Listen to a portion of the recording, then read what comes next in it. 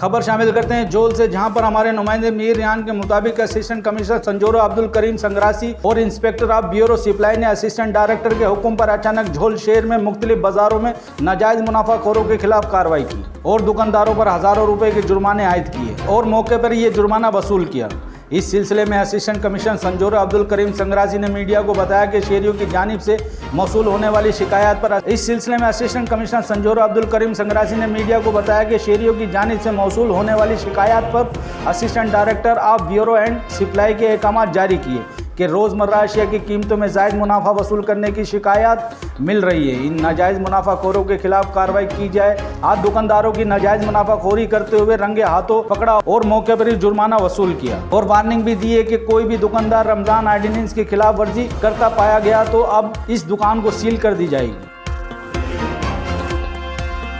मज़ीद खबरों और अपडेट के लिए विजिट करें हमारा YouTube चैनल HRJDO न्यूज़।